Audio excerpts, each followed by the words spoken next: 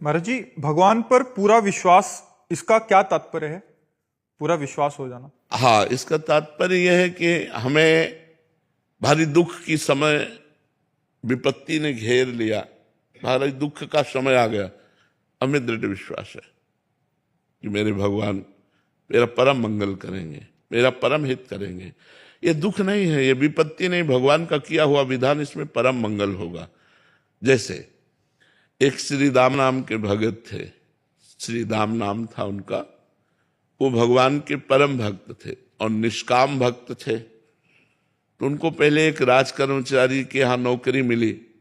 उनकी निष्कामता देखकर मंत्री जी ने अपने पास रख लिया और निष्कामता और प्रवीणता देखी तो बादशाह के सामने पेश कर दिया। तो बादशाह ने उनको निष्कामता के कारण ही खजांची बना दिया।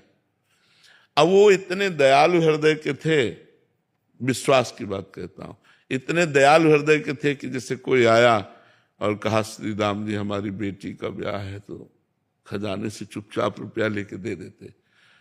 कोई बीमार है, कोई गरीब है, कोई भूखा है, ऐसे परेशान लोगों की वो सेवा करने लगे, खजानती थे।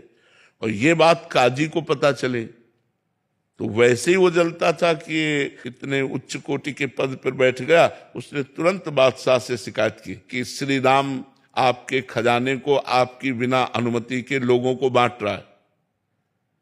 उनको बुलाया गया तो अब झूठ तो बोलेंगे नहीं, तो उनका हुजूर हम किसी को दुखी नहीं देख सकते, इसलिए तो उनका अनुमति लेनी चाहिए। बात तो सही है, अनुमति लेनी चाहिए। तो आप अपराधी हो ना, अनुमति तो नहीं ली।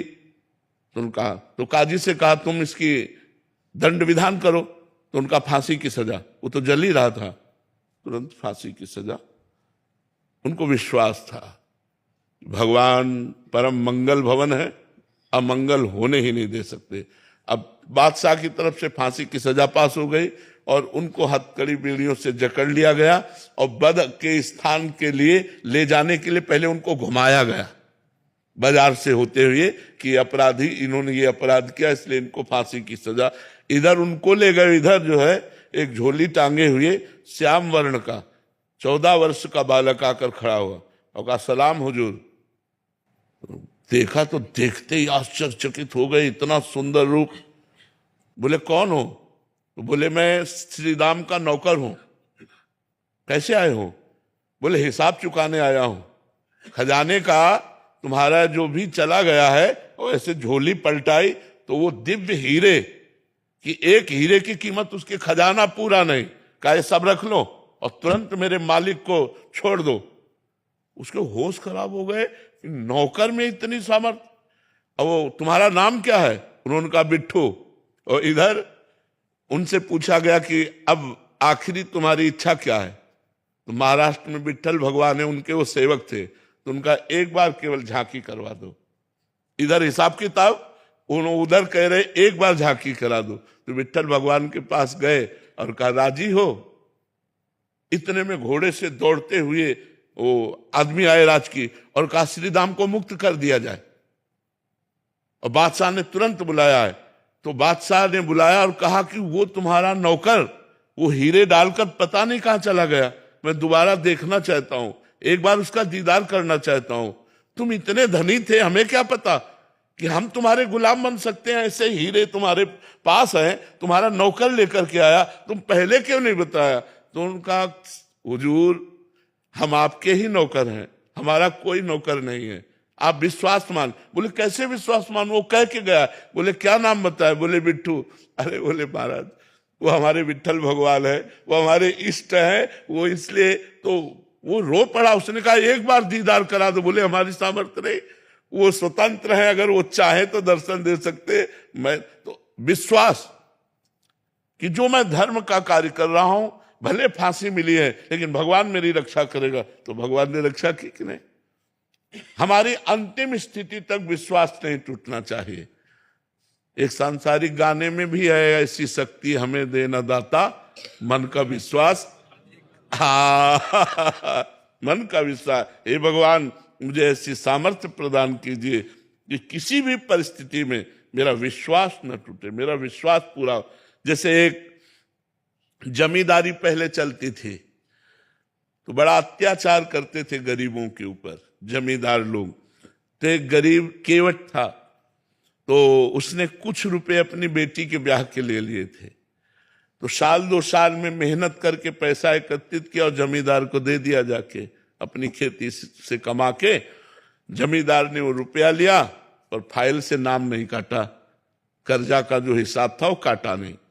2-4 महीने बाद उसके आदमी गए और कहा जमींदार साहब ने बुलाया है। तो जमींदार ने कहा कर्जा दीजिए। तो उनका साहब हम तो दे गए थे आपको।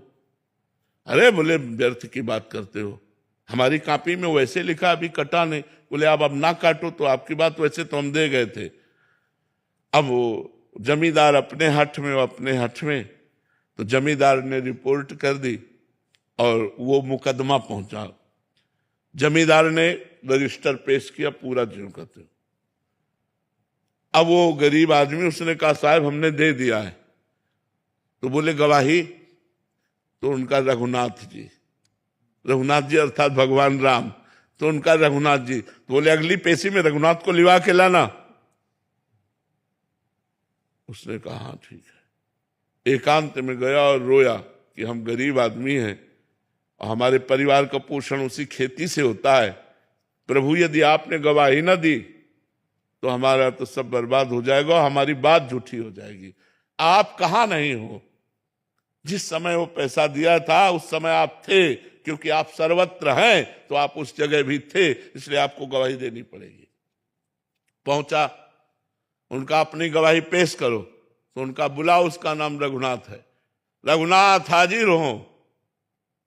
लाठी टेकते हुए आए और जमींदार से कहा 100 का नोट हुआ, 200 का नोट हुआ, इतने सोने के सिक्का उस जगह तुम्हारे रखे, वो इसी के तो दिए हुए हैं, हमने देखा। उसके होश